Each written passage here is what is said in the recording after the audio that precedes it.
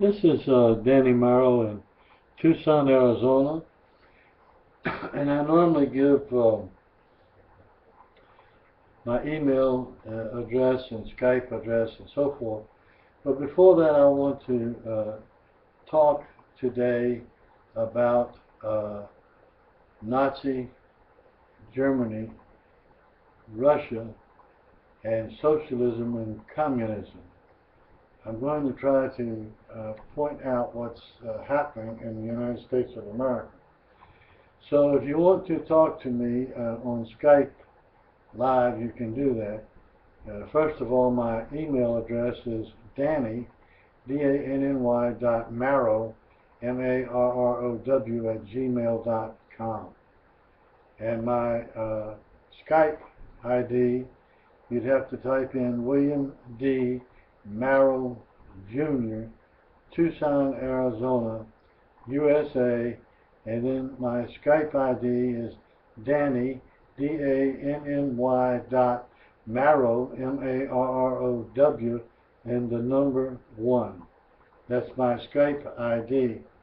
My cell phone is 520-390-1393, and that's the phone number I prefer you call me on. Although I do have a apartment office phone, which is 520-305-4082. December the 7th, 1941, Japan attacked the United States and declared war against the United States and United Kingdom. And at that time, we had already been at war with Nazi Germany. I want to comment on Russian communism, how it came to power. First of all, the socialists in Russia and the communists band together to get rid of the wealthy person, which was the Tsar, and together they went in and murdered the Tsar, his wife, and children. Now they have taken the power of Russia. However, the communists would not share power with the socialists, and they systematically murdered every socialist so that the communists would have absolute power in 1917, which is exactly what happened.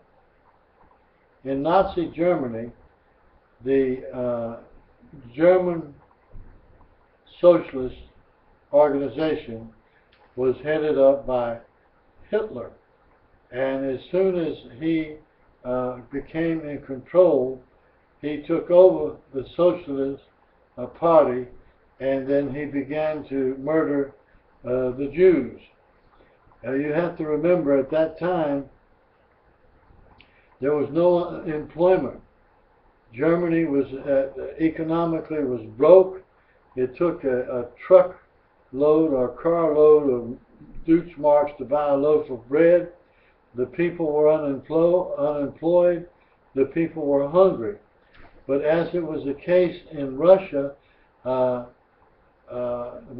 communists and the socialists accused the problems economically of Russia on the Tsar, and that they promised to give everybody a place to stay, everybody food, and so forth and so on.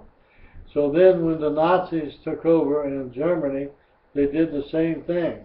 They blamed the Jews, who really had the wealth in Nazi Germany at that time, and it was their fault that there was no unemployment, there was no jobs, and that it was the Jews' fault that the economy was broke and the people didn't have money, and that was the motive of Hitler killing 6 million Jews or more and leading the world into a war which ultimately killed 60 million people.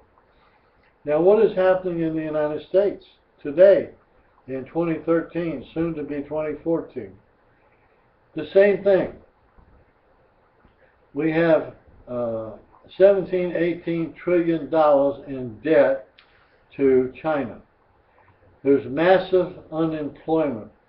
And in the Great Depression, which was in the 40s, 30s and 40s, the banks foreclosed on 250 farms a day. That pushed the people out of their homes and into the streets, literally. And of course, we know what happened. The banks ultimately collapsed and so forth. Well, in comparison, the same thing is happening right now. We have massive unemployment, something like 30 million or more unemployed. You have 30 million or more on welfare.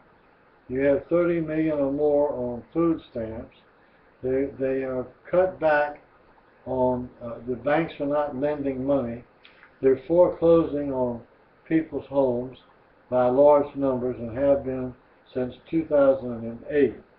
And we, as I said before, we're in debt to China for $17–18 trillion. We have not had a budget since 2008, when Barack Obama has been elected. And what is he promising? He's promising the same thing the socialists promised Russia. Everybody will have a place to live, and everybody will have food, and everybody will have a job, and everybody will have health care by the government. What did they do in Nazi Germany? Same thing. Hitler promised all the Germans that they're going to have jobs, that they're going to have food, they're going to take care of their medical problems, and but what he didn't tell them, they were going to kill 6 million Jews plus, and they were going to take over the country, and only the people that were members of the Nazi Party would have housing and medical attention and food attention and so forth and so on. And the same thing is happening right here in the United States today on December 2013. Barack Obama has promised a better education for everybody. Everybody can go to school, but the government, the U.S. government, is going to pay for that. He's promised health care for all Americans, but the U.S. Citizens will pay for that. The U.S. citizens will pay for the education in the school system. In other words, the tax dollars from the American people are paying for all these wonderful ideas. Everybody's going to have food to eat. Everybody's going to have better education. Everybody is going to have better housing, and that he's going to lower the percentage on loans so people don't lose the houses that they now have, and he's going to be the national hero of America. Well, my friends, I'll tell you where it's leading. If you look at the history of Russia, that 1917 overthrowing the government and killing the Tsar, that ended up in war with the world. The same thing happened in Marxist Germany. All the promises that Hitler made ended up in war, world war, as did Russia. And now the United States, under this leadership of Barack Hussein Obama and this current administration, are making the same promises exactly that Russia and Germany made, and the direction is the same. Somebody is going to be the loser, and it's going to be the American people. These programs that Barack Hussein Obama and this current administration want to put in place will not work. You have a non-functioning Congress, a non-functioning Senate, and you have basically right now, and have had for the last 5 years, a dictator in the office of the President of the United States. If he can't get Congress and the Senate to do what he wants done, then he circumvents them by signing an executive order.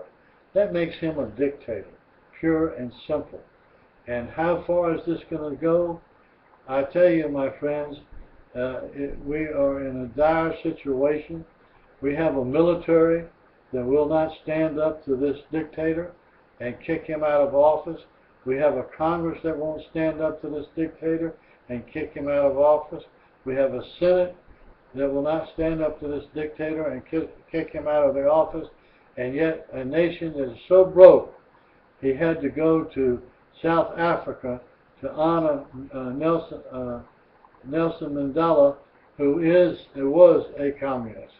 And the communist Raul Castro, he had to go to honor the communist of South Africa, Nelson Mandela. And the communist leader in Brazil, he had to go. So this death of Nelson Mandela was a great chance for the communist dictators in South America and other parts of the world to come and celebrate how a communist changed South Africa. Not a capitalist. Not a capitalist. And here in America, the Fortune 500 companies who employ millions of Americans, they didn't have the guts to stand up and oppose this dictator in the Oval Office in Washington, D.C. either. And they think that they have won a friendship, or they're going to get some kind of rewards from this administration by doing that. And I'm going to tell you, they're not going to get nothing, and ultimately their corporations will be going broke.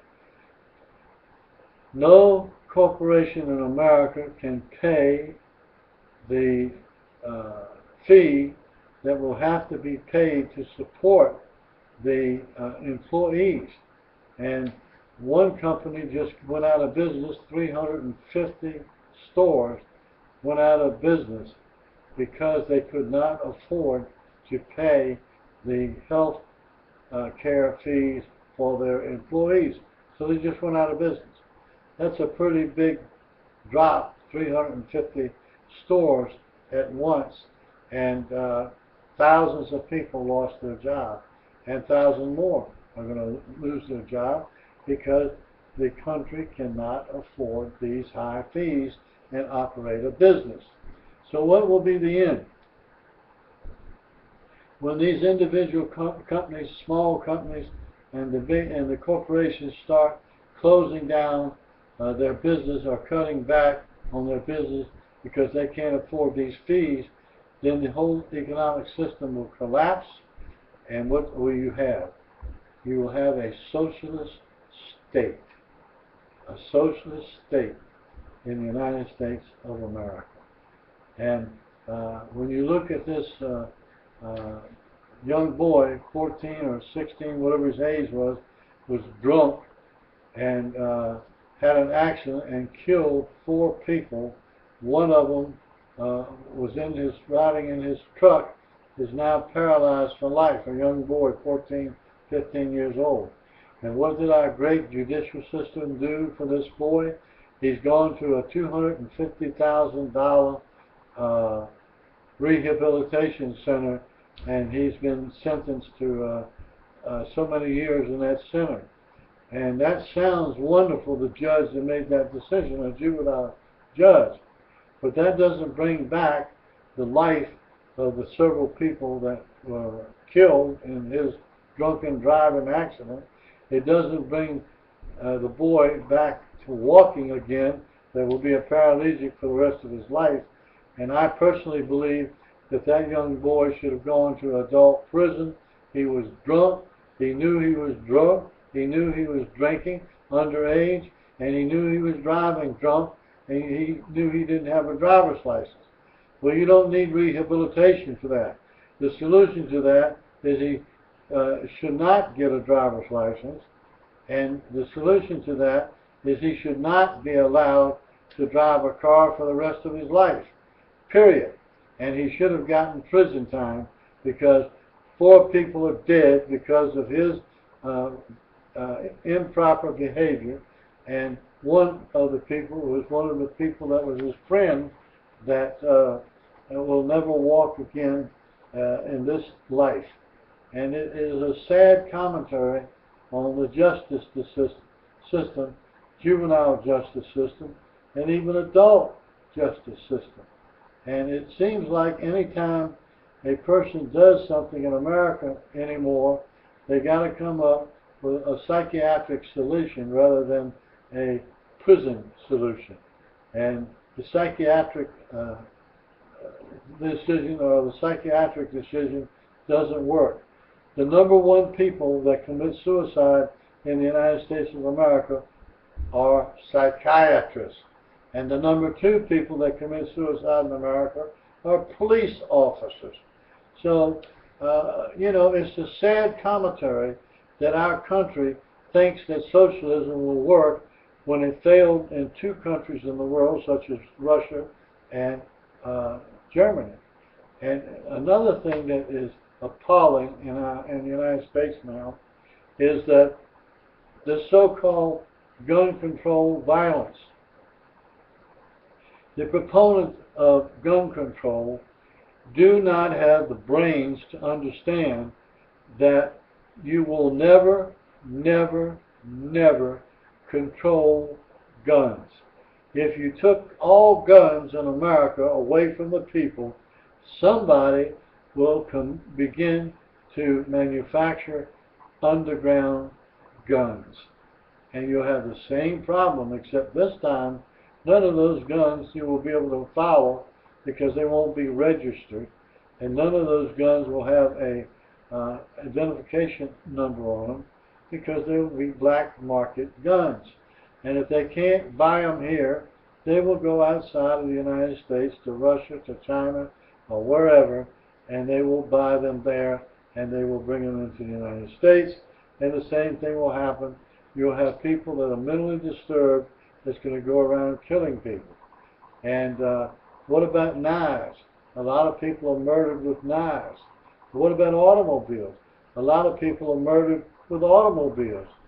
What about baseball bats? A lot of people are murdered with baseball bats, hatchets, chainsaws, and the thing is endless. The instrument of killing someone else is not the problem. The problem is in the heart of men and women. Their heart is evil. And that's what the Bible says. The heart of man is desperately wicked above all things. Who can know it? I, the Lord, search the hearts. So, my friends, this idea, the justice system is not working, the economic system is not working, the presidency is not working, the Congress and the Senate is not working, and sooner or later you will have an in fact dictator that will control every aspect of American society. The Congress has done nothing since 2008. The Senate has done nothing since 2008, and they're not going to do nothing. And Obama won't even meet with the Republican representatives in the Congress or the Senate. He don't want to talk to them. They don't want to talk to him. But primarily, he is the president, and he should be sitting down and talking to them to find solutions to our problem before the solutions are be insurmountable. There will be so many problems, the solutions will not be solved, and then you're headed to anarchy in the streets, you're headed to higher prices, you're headed to even more unemployment, and nobody seems to understand that but the milkman, the simple, the worker. He understands it.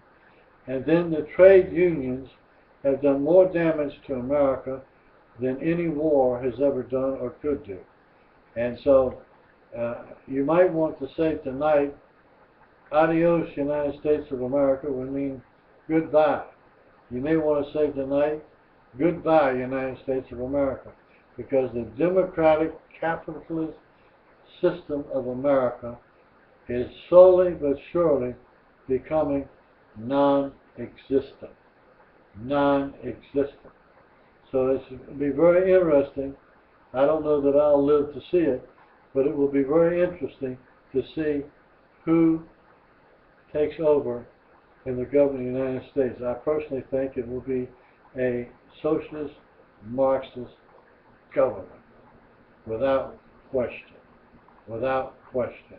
And that means that our young men and women who fought and died for democratic, capitalist country would have died in vain.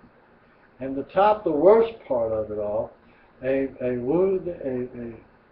dead Marine who was wounded in Afghanistan, they were shipping his body back to the United States of America, and in Greece, somebody stole his heart.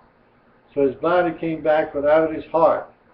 What a disgrace to the United States of America that a wounded veteran could go through that type of a situation. It is sad beyond belief. Sad beyond belief. So anyway, I thank you for listening and have a Merry Christmas, if we get one.